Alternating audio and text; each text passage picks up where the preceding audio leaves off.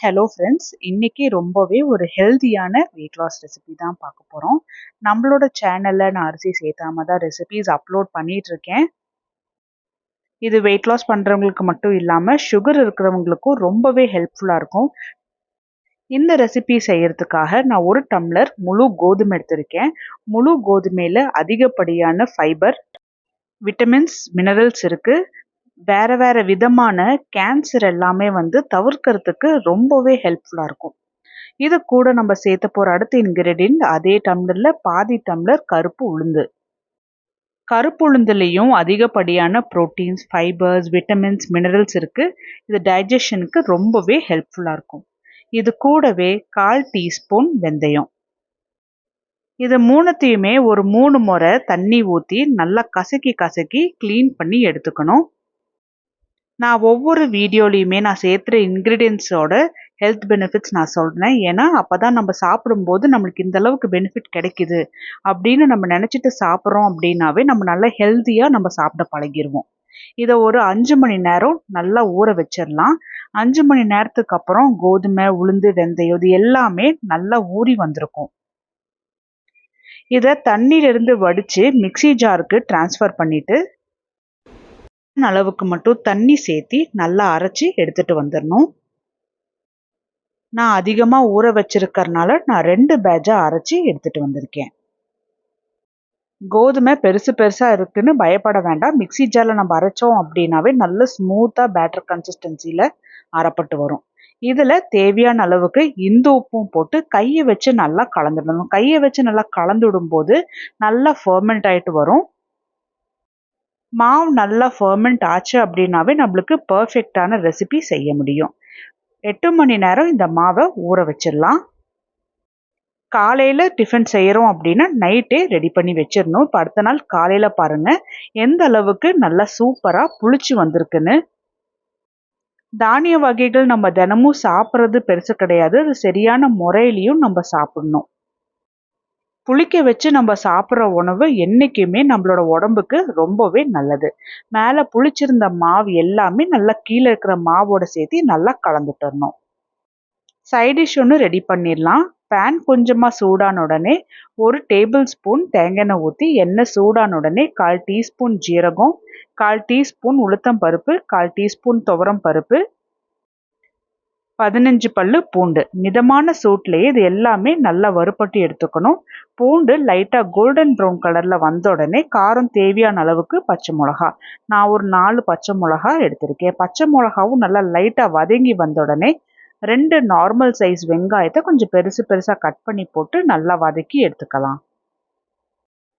வெங்காயம் நல்லா ஒரு லைட்டாக ப்ரௌன் ஷேடில் வரணும். அதுக்கப்புறமா 2 நார்மல் சைஸ் தக்காளியும் நீட்டமாக கட் பண்ணி போட்டு தக்காளி நல்லா வெந்து மசிஞ்சு வரணும்.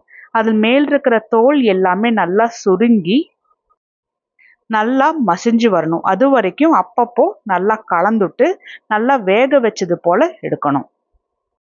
தக்காளி வதங்கிறதுக்கு கொஞ்சம் டைம் ஆகுது. மேலே இருக்கிற ஸ்கின் எல்லாமே கொஞ்சம் சுருங்கி வரத்துக்கு.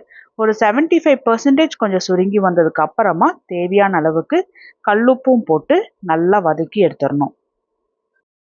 தக்காளி, வெங்காயம் இது ரெண்டுமே நல்லா வதங்கின உடனே கை நரைச்ச கருவேப்பிலை, கை நரைச்ச கொத்தமல்லி, இது கூட 2 கை நரைச்ச புதினா இலை. புதினாவோட கலரை கொஞ்சம் டார்க் ஆகாமல் இருக்கிறதுக்காக வேண்டி நான் 2 டேபிள் ஸ்பூன் தயிர் சேர்த்தி நல்லா கலந்துட்டுக்கிறேன். தயிர் சேர்த்தலை அப்படின்னா சட்னி நல்ல ஒரு டார்க் க்ரீன் கலர் மாதிரி வரும்.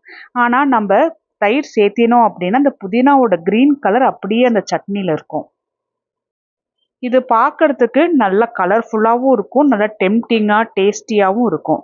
கடைசியாக இதில் சின்னதாக கட் பண்ணி வச்சுருந்த ஒரு துண்டு தேங்காயும் போட்டு நல்லா கலந்துட்டரலாம். தேங்காய் ரொம்ப வதங்கி வரணுங்கிற அவசியம் இல்லை. நல்லா லைட்டாக வதங்கினதுக்கு அப்புறம் அதை அப்படியே சூட்டோடவே வச்சிடணும். அதுலேயே கொஞ்சம் லைட்டாக வதங்கின மாதிரி வரும். இதில் 1/4 டீஸ்பூன் மஞ்சள், 1/4 டீஸ்பூன் பெருங்காயத்தூள் போட்டு நல்லா கலந்துட்டுட்டு ஃப்ளேமை ஆஃப் பண்ணிடலாம். ஆறின பிறகு இதை மிக்ஸி ஜாருக்கு ட்ரான்ஸ்ஃபர் பண்ணிவிட்டு தேவையான அளவுக்கு தண்ணி சேர்த்தி நல்லா அரைச்சி எடுத்துகிட்டு வந்துடலாம். துப்பி துப்பியாக இல்லாமல் கொஞ்சம் லைட்டாக க்ரீமி கன்சிஸ்டன்சி போல் அரைச்சி எடுத்துகிட்டு வந்துடணும். ஏன்னா கொத்தமல்லி புதினாலாம் சேர்த்து இருக்கிறதுனால இந்த கன்சிஸ்டன்சி தான் கரெக்டாக இருக்கும். மிக்ஸி ஜாரில் கொஞ்சமாக தண்ணி சேர்த்து சட்னியில் ஊற்றி நல்லா கலந்து விட்டுற வேண்டியதான். அவ்வளோதான், டேஸ்டியான புதினா சட்னி ரெடி ஆயிடுச்சு. இந்த மாவில் இன்றைக்கி நம்ம தோசை தான் ஊற்ற போகிறோம். தோசை தவா கொஞ்சமாக சூடான உடனே எப்பவும் போல் மாவு எடுத்து நல்ல மெல்லிஸாக தோசை போட்டு எடுத்துக்கலாம். தொன்னமாக போடணுங்கிற அவசியம் இல்லை. இதில் கொஞ்சமாக நான் தேங்காய் எண்ணெய் ஸ்ப்ரெட் பண்ணி விடுறேன். நீங்கள் எப்போவுமே கேட்குறீங்க தேங்காய் எண்ணெய் மட்டும்தான் யூஸ் பண்ணுறீங்களா அப்படின்ட்டு. நான் அப்பப்போ தேங்காய் எண்ணெய் யூஸ் பண்ணுவேன். ஏன்னா தைராய்டு இருக்கிறவங்களுக்கு தேங்காய் எண்ணெய் சாப்பிட்டோம் அப்படின்னா ஒரு நல்ல பெனிஃபிட்டாக இருக்கும் நான் படித்தேன், அதனால நான் யூஸ் பண்ணிகிட்ருக்கேன். உங்களுக்கும் தைராய்டு இருக்குது அப்படின்னா தேங்காய் எண்ணெய் ட்ரை பண்ணி பாருங்கள். 2 பக்கமும் நல்லா வெந்து முருகி வந்த உடனே இதை பிளேட்டுக்கு ட்ரான்ஸ்ஃபர் பண்ணிடலாம். ஒரு நாளைக்கு இது போல் ஒரு 2 தோசை நம்ம சாப்பிட்டோம் அப்படின்னாவே நல்ல ஒரு ஸ்டொமக் ஃபீலிங்காகவும் இருக்கும். தேவையான நியூட்ரிஷனும் நம்ம உடம்புக்கு கிடைச்சது போலையும் இருக்கும். இன்னைக்கு நான் 2 தோசை தான் எடுத்துக்கிறேன் அரைச்சி வச்சிருந்த புதினா சட்னியோட. வெயிட் லாஸ் பண்ண விருப்பப்படுறவங்க, இல்லை வெயிட் மேனேஜ் பண்ண விருப்பப்படுறவங்களா இருக்கட்டும், இல்லை சுகர் இருக்கிறவங்களா இருக்கட்டும், தாராளமாக இந்த ரெசிபியை செஞ்சு சாப்பிட்லாம். அரிசி சேர்த்தாம நல்லா மொறுமொறுன்னு தோசை ரெடி பண்ணியிருக்கோம்.